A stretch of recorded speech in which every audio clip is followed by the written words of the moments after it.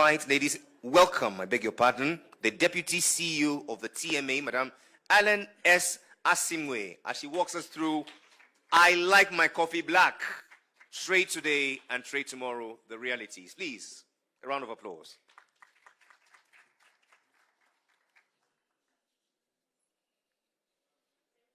Thank you so much, Jerry. Good afternoon to you all. Good afternoon, ladies and gentlemen, all protocol observed.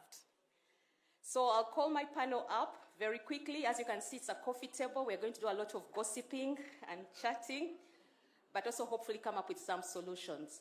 So in no particular order, let me have Antoine Sebera from the Rwanda Information Society Authority.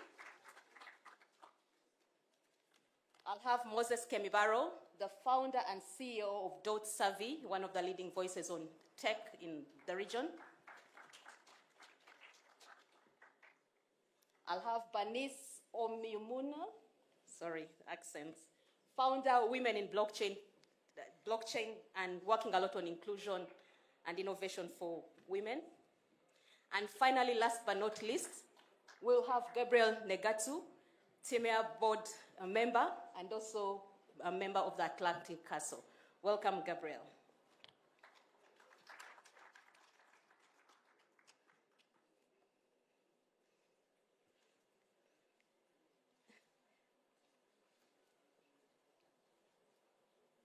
I've been taken off my jacket. That's how exciting it is. So, yeah, I like my coffee black.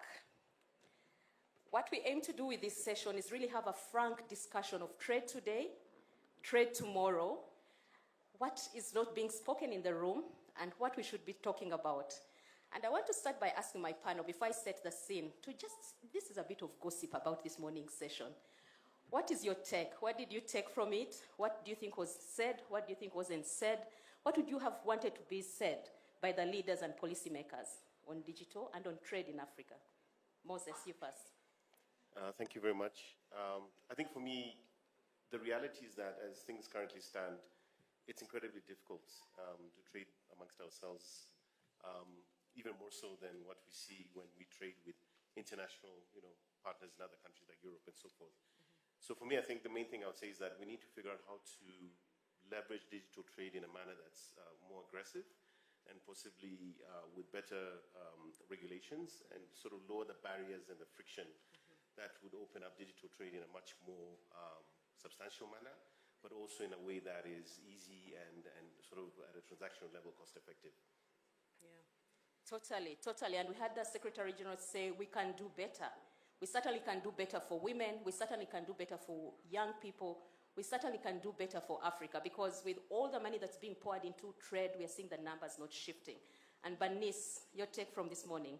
Okay, so I would say it was really enlightening, and a lot was being shared today that really I did not anticipate in hearing. But what I really wanted was, like you rightly mentioned, creating policies, forums where women's voices are being heard, especially in the digital space, and even creating innovation, because women getting to be a part of this digital economy is more than just giving a way we could actually give them a voice is by making them delegates or contributors in this space as well. So I would say it was really, really enlightening and a wealth of knowledge that was gathered here today in early hours of today's session. Yeah.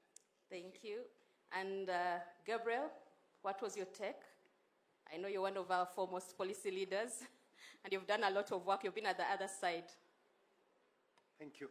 Thank you, Alan. I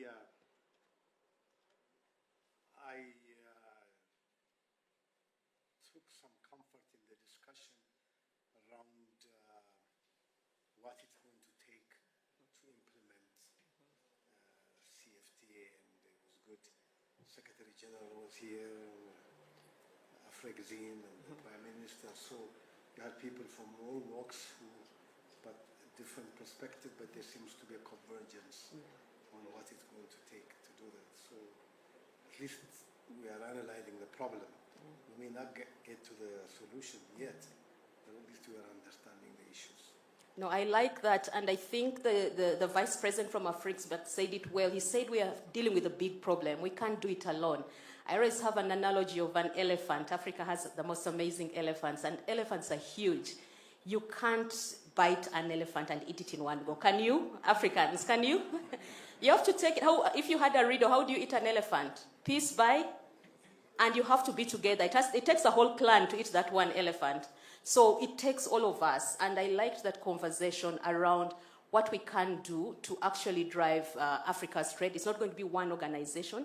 It's not going to be one body, not trademark, but it's going to take all of us. And I think what I liked this morning, and I know you missed that part, so I'll skip you, but what I liked was that there was that commitment. And for those of us who have been in this trade sector for long, we know that if you don't have the political commitment and the political will to really drive change, it will take a long time.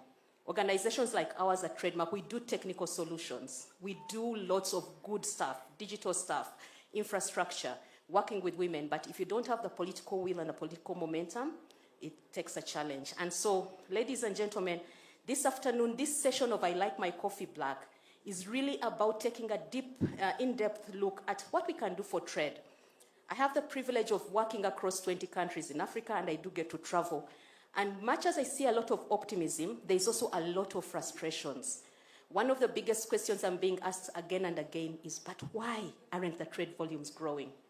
Why isn't trade growing as we thought it would grow? And the values, especially given we have the AFCFTA, and we have a lot of other policies. So that frustration is growing, and I think as it ripens, it will hopefully help us to churn the much-needed catalyst we need to drive trade across Africa. And for us at TradeMark, we see digital as a critical tool for that. We have been working on digital solutions for the last decade, and we have seen what digitization, and I'll categorize digital trade into three. We look at digitization, we look at automation, and we also look at e-commerce. On the first two, digitization and automation, we've seen a lot of shifts. We've actually seen trade costs come tumbling down in East Africa. We've seen the time it takes to trade come down by so many days and sometimes months. We've also seen trade volumes grow slightly, but mostly for imports, and not so much for exports. We also know that digital trade, at least according to the World Trade Organization, could unlock 2.5% growth per year for trade. Can you imagine? It's mind-boggling. It could unlock trade by 2.5%. So what is it that we're waiting for? And so I'll start with you, Gabriel, and please feel free to hit each other and ask questions, because the people I have at the table are known for speaking frankly. Gabriel, you've been at the forefront of infrastructural and trade reforms in Africa, in East Africa, Eastern Africa, mostly in the infrastructure sector. This morning we had much, as we do the trade infrastructure, we also have to grow the soft infrastructure.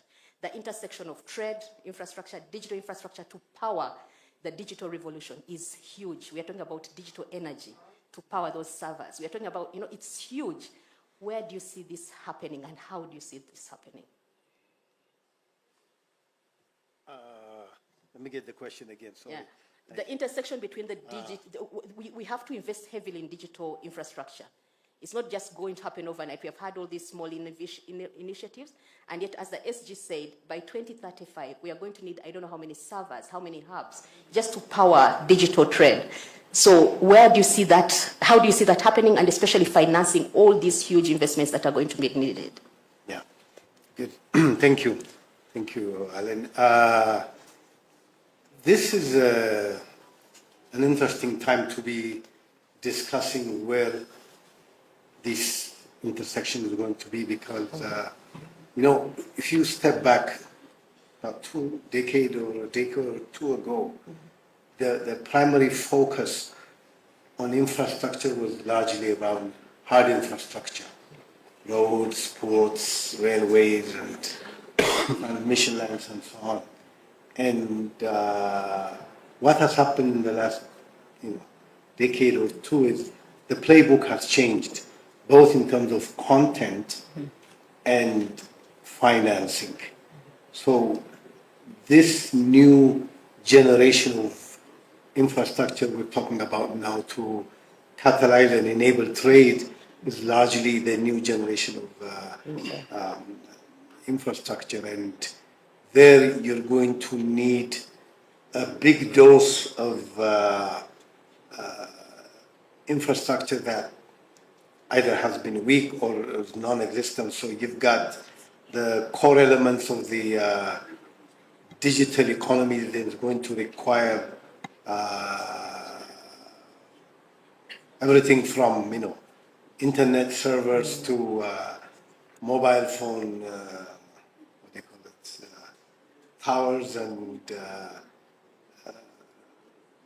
network coverage, cloud services, these kind of innovative infrastructure. But not only the building of it, but the access, affordability, the reliability, all this is going to be new, and different. Equally, in equal measures, the how you finance it is also changing. In the past, we largely focused, as I say, on hard infrastructure and financed it in the main through public sector financing, either through domestic revenue or borrowing and what have you. But that has now changed. The fiscal space for our countries has tightened. The debt sustainability issues has become serious. Therefore, governments or the public sector can no longer finance it. So the new playbook is that you need the public sector to do some stuff through a PPP framework that allows the government some role, that allows the private sector some role, and that allows development partners a role both in financing the infrastructure, but knowledge generation, knowledge distribution, capacity building, and so on. So it is a new way of thinking about the infrastructure and a new way of financing it. That's the way I see it. Thank you, Gabriel. Basically, we need a Zuckerberg or a Bezos in the room. And I never shy to ask, anyone has any connections to them? We are only 6 degrees separated, so never be shy. And I know there are some South Africans in the room, in terms of, we need to get connected to Musk as well. Because we need to power the technologies. The vehicles that are going to drive this green trade have to be powered by green technologies. It's not cheap. And we need this new financing. And today we're challenged to look for those white spaces by Afreximbank. We're also challenged to do it greenfield because we have nothing. We basically have a new playing board. But I want to turn to you, Innocent, because we've seen one sector leapfrog, the financial sector. We've seen M-Pesa, and I know we have sung this song so much. M-Pesa just revolutionized the way things are done in the financial sector. I moved to Kenya a few years ago. I hadn't put M-Pesa on my phone, I couldn't survive.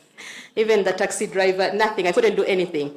And now I'm one of the best users of M-Pesa.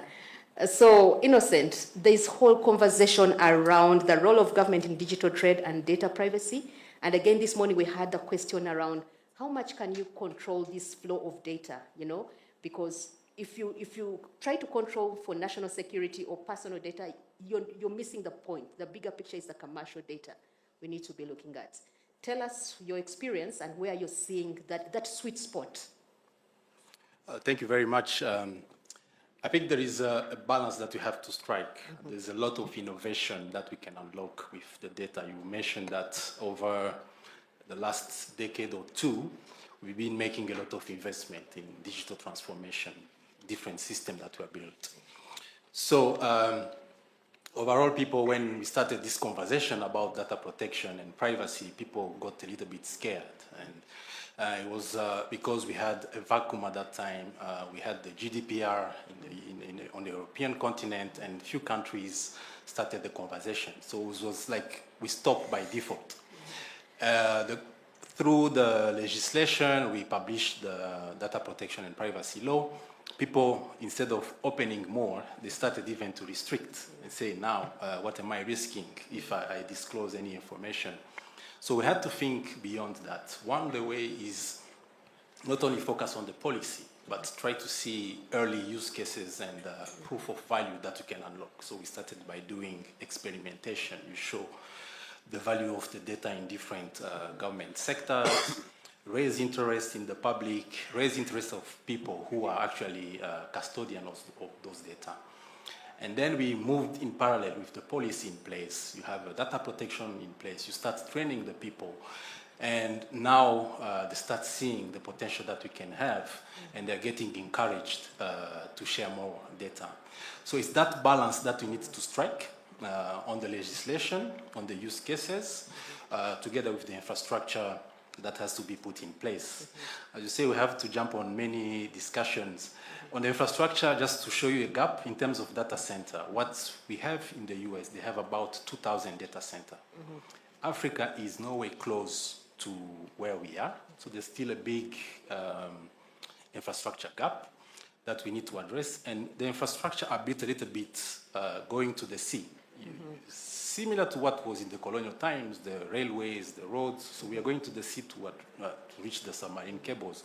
So we have to think also how we interconnect different countries. We are not there. If I send an email to someone who is in Southern Sudan, it will fly away maybe through Europe or Asia before coming back. So this is also a point that we need to address. Thank you. And by the way, I'm Antoine, not innocent. Oh, sorry, sorry. I'm using an old playbook. Sorry, thank you, Antoine. And thank you so much. I mean, you've raised something very key, that balancing that legislation and the freedom. But then there's the whole thing about the data, which you talked about, the use cases and the data value. This new gold, we have all had it in so many forums. Data is the new gold.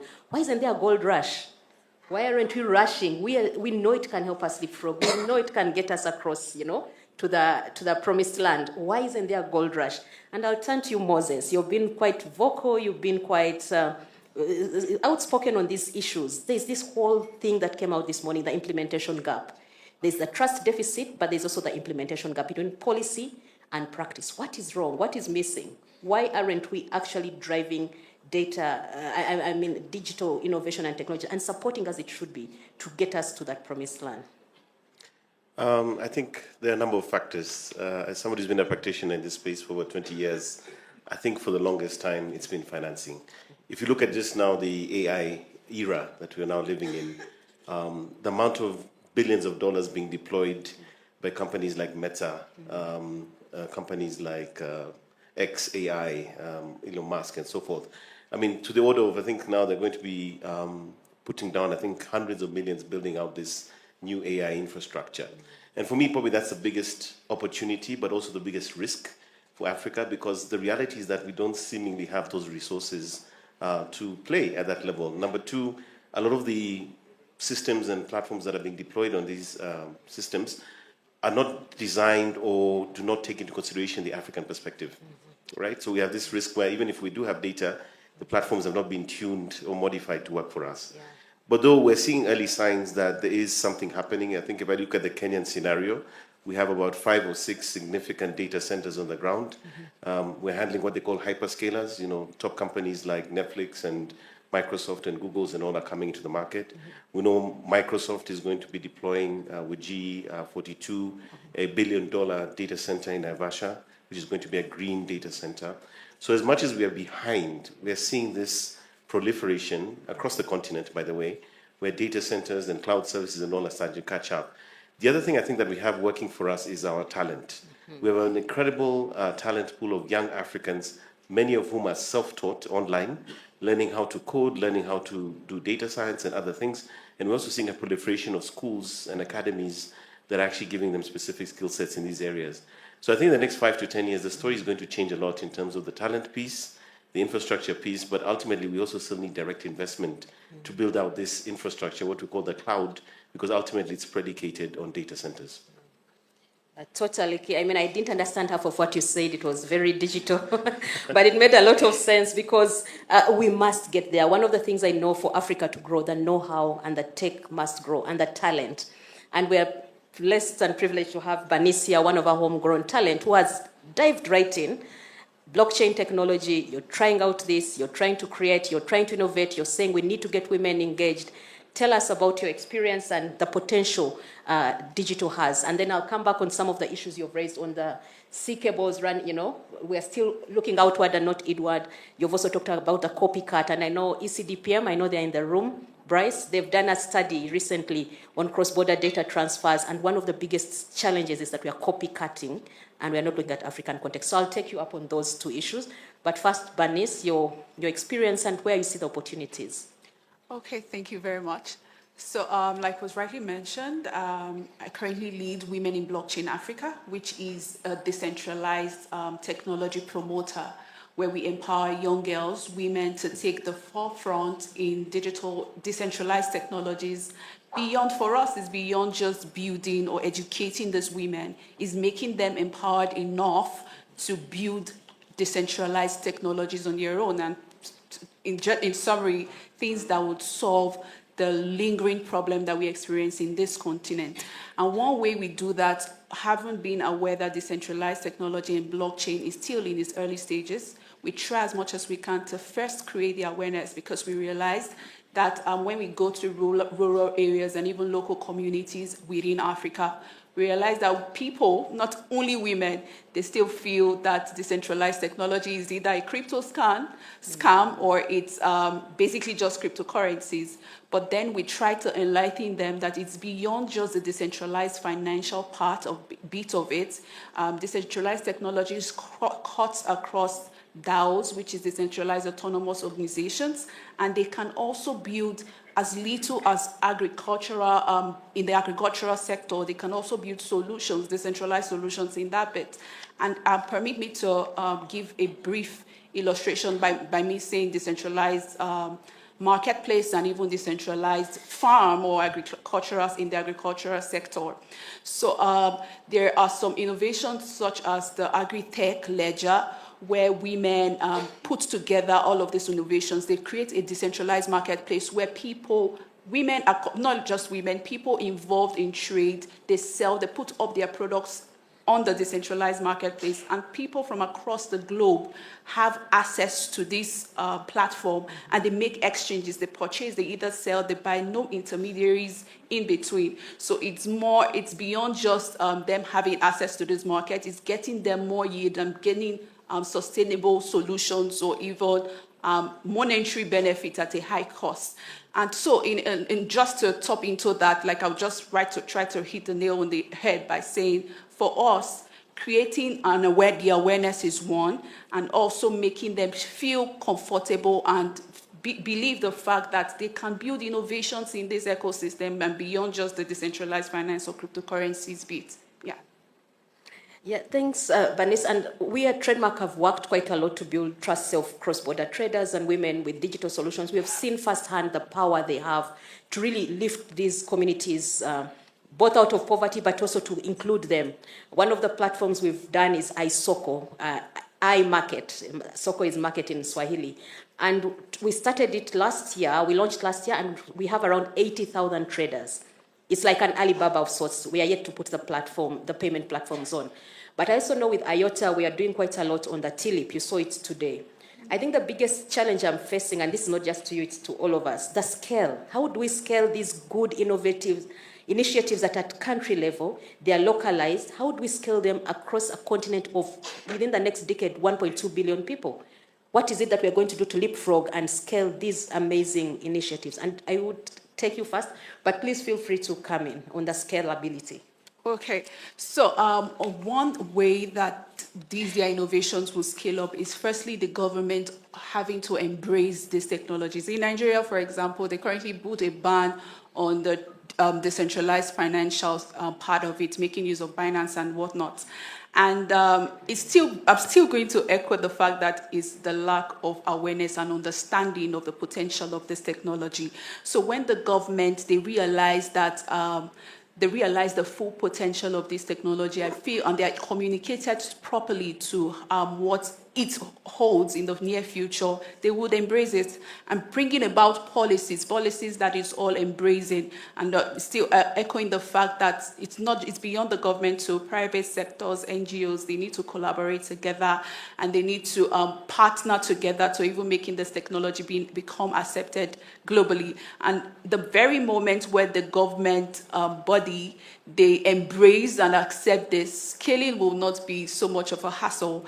the people building these innovations, they would be fully confident to say, I think since the government has accepted this, I don't think there is anything that would withhold me from building or even expanding what I have already kickstarted, especially from the local level. Yeah. Anyone else wants to go? I know you've done a lot of scaling. Anyone wants to take this? Well, I mean, part of the challenge in scaling, of course, is finance.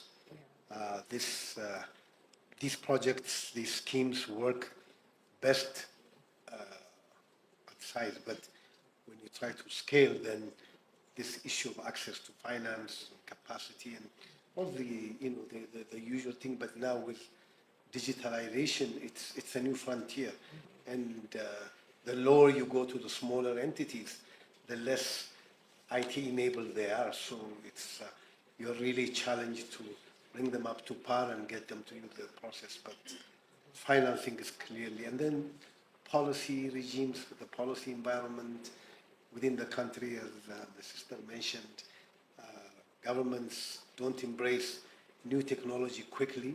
It does take a lot of time, so all of those will compound the effect on it. I'm going to come in on the financing, but I know you wanted to say something on the scalability. Yeah. I think one of the caveats is interoperability, right? So if I'm going to trade with somebody in Nigeria and vice versa, and maybe speaking to your point earlier, I think there's this question around, for instance, digital wallets, the store of value. You find that there are all these different providers and platforms with different systems that don't necessarily talk to each other. I think another thing that becomes critical in scaling becomes basically the element of awareness. Do the key stakeholders even know the platform exists? Are they aware of how to use it? And also sometimes maybe the issue of digital literacy, is it an easy system for them to use and actually transact with businesses across the continent? And of course, going back to the finance question, if you are going to build something of the scale of, the Amazons or, the various platforms from places like China, I think a lot of marketing is required to just create significant awareness of its existence. And yeah, those are some of the things that come to mind. You're all saying these things. Who should be doing it? And I'll get to the government side. No, thank you. I think there's an interesting conversation across the world. We're increasingly talking about digital public infrastructure.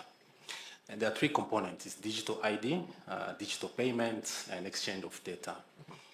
This speaks to a component about trust. How do we build trust on the digital platform to sell digital and non-digital goods? And you gave a good example of what has been happening in China. I personally visited a village that got transformed totally because they're selling just nuts, but they're able to sell across the entire channel. So a small village suddenly got access to billions of customers because of digital infrastructure that is in place. So digital ID is essential. Every country should have a digital ID that is functioning, that you can identify correctly a person, you can identify a company correctly. And then you have data sharing in place nationally, and then gradually through the different forums that we are having to enable cross-border data flows, and also digital payment platforms that are accepted locally and also between the country. So these will be building blocks that can secure that I can buy anything from a village in Togo, from any company in southern part of Africa, and be able, be really truthful in the way that they are going to deliver in terms of fulfillment, the logistics in place, and they are going to deliver within the agreed timeline. So that can form a way to enable this further scaling up. Yeah, you touch a very pertinent point on trust. And I think both in digitization, in e-commerce, trust is central. In Europe and in the US, you've seen Amazon and the rest grow so fast. It's all built on trust. You'll order, it will be delivered. You don't like it, you can return it. The company knows they can get the money. We simply need to build these trust systems. It's a commodity that we need to, can I even call it a commodity? How do we build trust for us to really galvanize trade across Africa? How do we put in place that basic infrastructure? You've talked about the ID, the digital ID, putting our data out there. And yet we can't grow without having that connectivity, that openness and knowing what's there. Can we talk a bit about trust? How can we grow this commodity? What do we do? What do governments do? I know I've struggled a lot as we do the solutions with governments. Just sharing their data is a challenge, let alone our personal data and all. Who wants to take it? Trust. You see. I could talk about it too. Talk about trust. It's a tough one. Yeah, I think that's what blockchain helps mitigate. It's transparency and immutability. So just picture it like a digital notebook, and I would like to use the example of an African producer in this case. Let's say everyone involved in the creation of a product has access to a digital notebook where they write in every step that it takes in the supply chain, but all of these people involved in the creation of this product, they cannot erase, neither can they tamper with the digital notebook. And in this case, the digital notebook is what we call blockchain, where everyone from the farmer logs in the data in which the particular date in which the cocoa, for example, was planted, up till the processor who converts this cocoa into chocolate, writes it down, includes all the processes it takes and whatnot. Then the exporter, the time in which the the chocolate in this case, was sent to the buyer was also imputed in the digital notebook or in the blockchain. So from the day, the location, the hour, the minute, the time, and everything it took the cocoa to be processed from cocoa to chocolate, it's now visible and transparent, so from the producer up till the buyer. So I think this is what blockchain actually offers in terms of trust. So you can know as the buyer, where is this cocoa product, where is this chocolate coming from, how did this chocolate get formed, what processes did it take to become processed. And that is why I keep amplifying the fact that it gives the buyer that sense of trust to that particular product, because he has already known all the processes and stage in the supply chain that particular product has undergone. Yeah.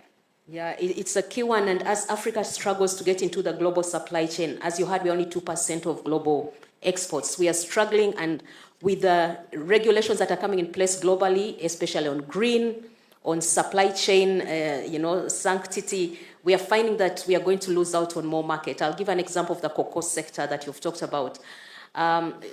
Chocolate producers have to look at the entire chain and trust that this cocoa was grown, the labor rights are taken care of, the quality and standards are taken care of, so traceability.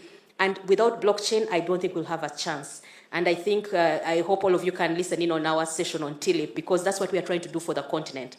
As we trade with our partners externally and internally, until we can trust that this has been certified, this Arabica is what it is, and I can trace it all the way, we are not going to stand a chance being competitive. So that's why trust has to come into the conversation. But let me take it back into financing, and I would like to hear from each of you. On the private sector, we've seen the likes of Flutterwave come and really be challenged. We've seen, Gabriel raised the discussion around financing for these innovations and reforms, but also sustaining.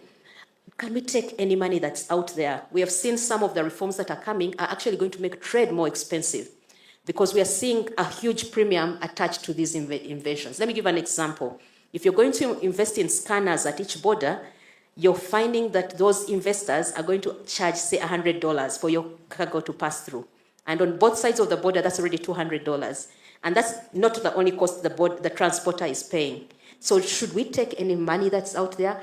What kind of financing should we be looking at? And I know we'll have sessions with Trade Catalyst Africa. Where is the good, clean money? How can we sustain those reforms and innovations like Flutterwave?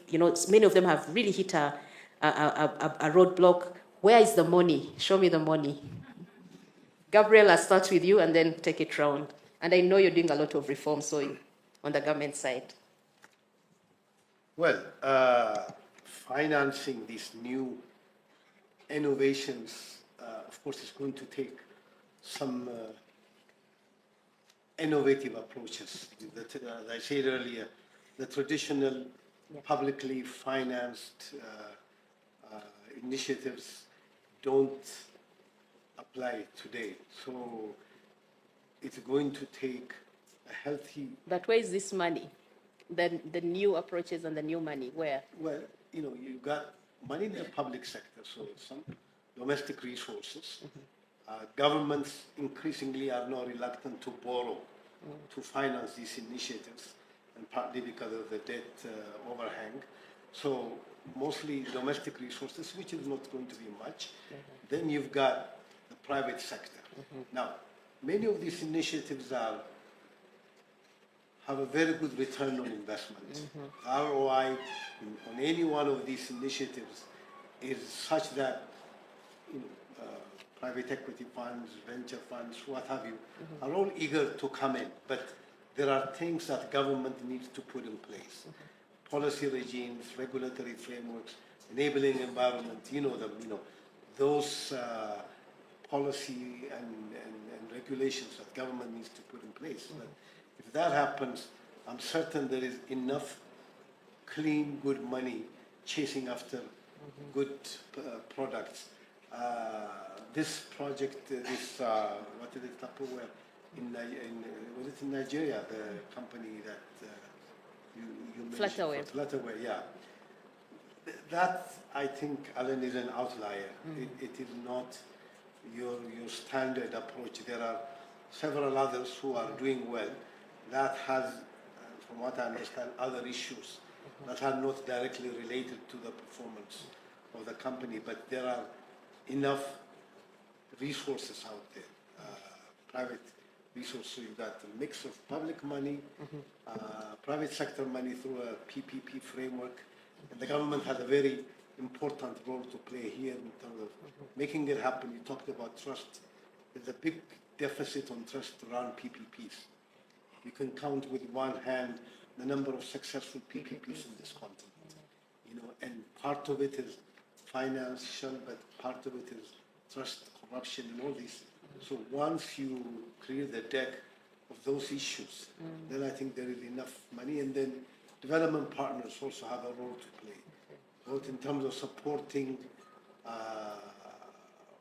countries with building local capacity, indigenous capacity, in terms of doing research and knowledge transfer that's required to make these things happen. So it's going to take all three partners coming together to make it happen. Yeah, unfortunately, across the region, I see governments really getting sucked into concessions and, unsavory kind of financing that is unfortunately going to increase the cost of trade. And as we heard again, increasing the cost of trade deters trade. So, Antoine. Thank you. From a government perspective, I think there's a role regional bodies can play in harmonizing the regulatory environment and the policy environment.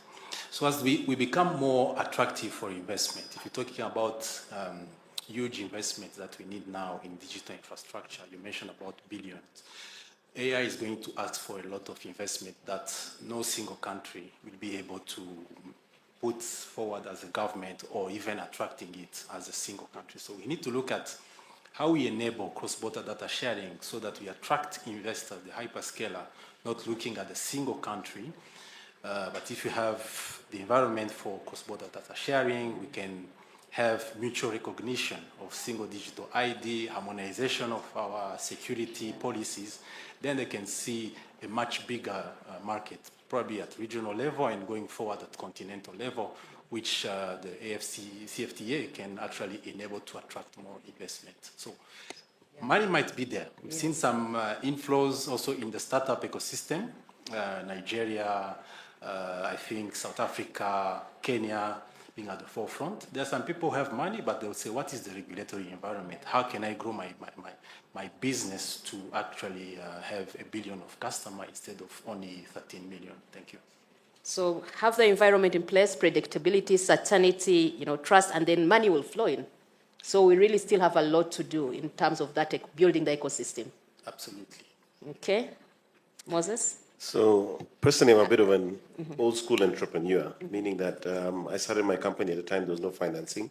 So you had to sell a product to do the payroll.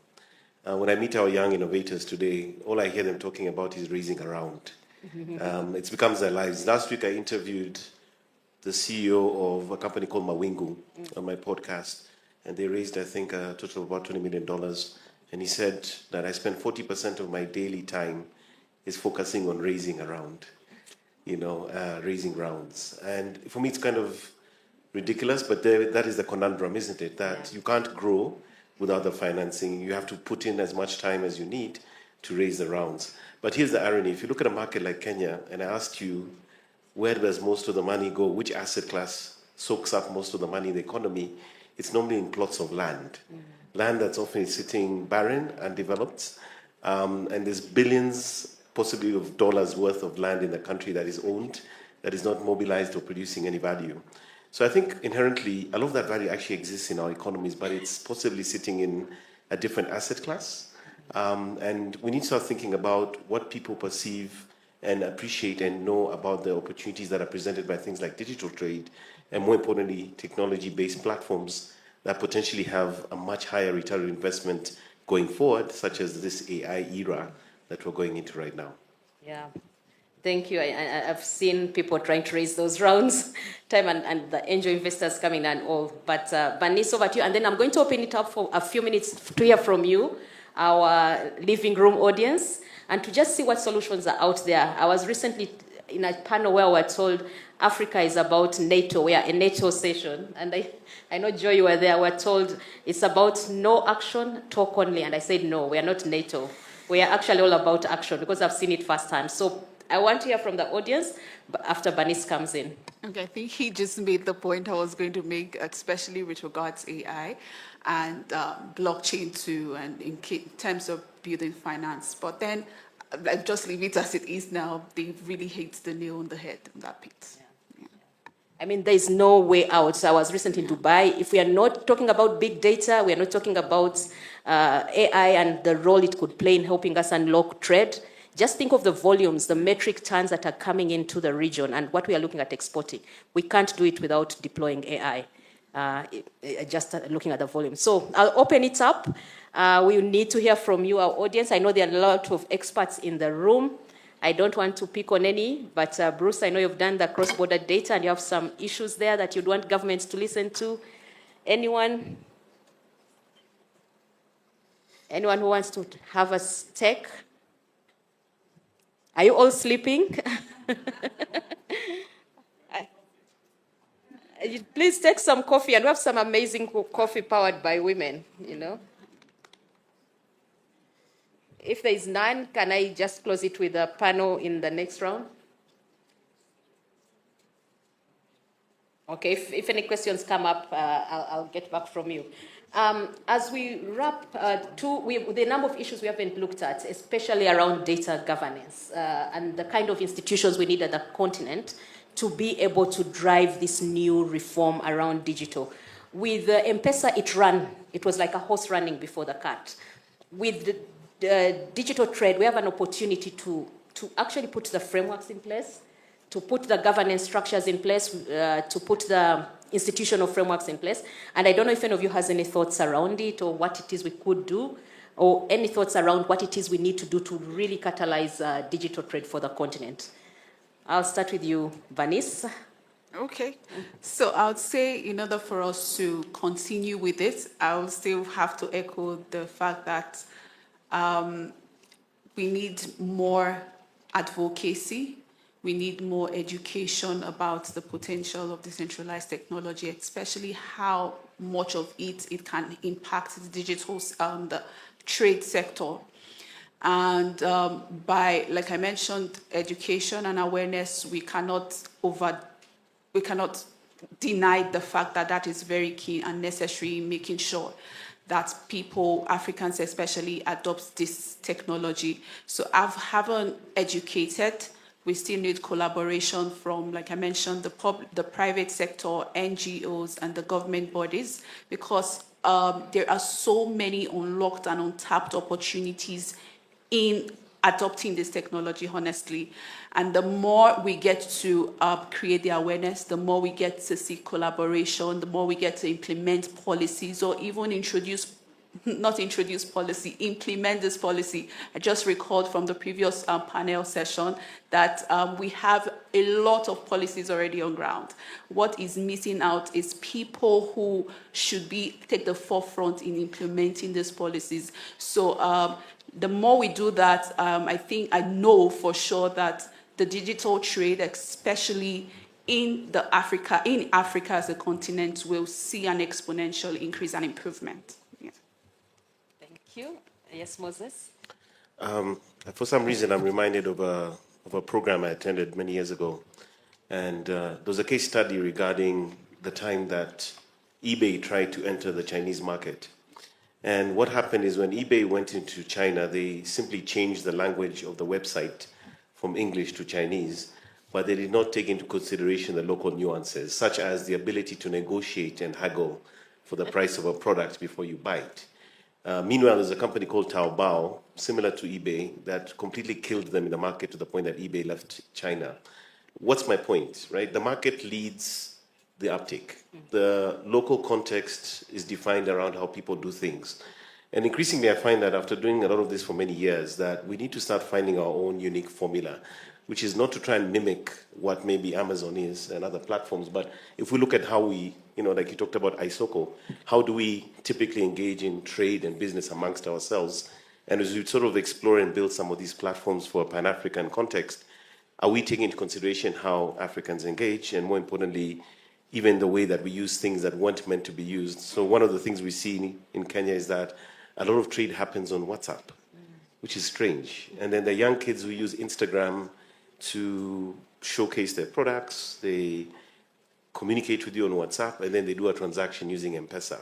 And it falls out of the marketplace model completely. It completely breaks the notion that you have to be in a centralized setup. A little bit like what you were saying earlier, that maybe you have a decentralized marketplace. But we've got to sort of look at those nuances and figure out, okay, so how do we do it? What is our formula? What is our nuance? And then we apply it into our platforms. But where regulation was good for, I think, Kenya, where M-Pesa is concerned, is that there was a light touch. It went with the market, but at the same time, it was allowed to flourish around how people behaved around it. And that's what I think we need to see on a Pan-African basis across digital trade. Yeah, and I will just draw in Patrick, because I know TCA is looking at behavior approach, and I know they'll talk about it, as opposed to really just going with the trends. If you're looking at what banks do when they're putting out loans, no one will ever get a loan. But if you try to look at new ways of doing it. So maybe Patrick, very briefly, as the panel winds up.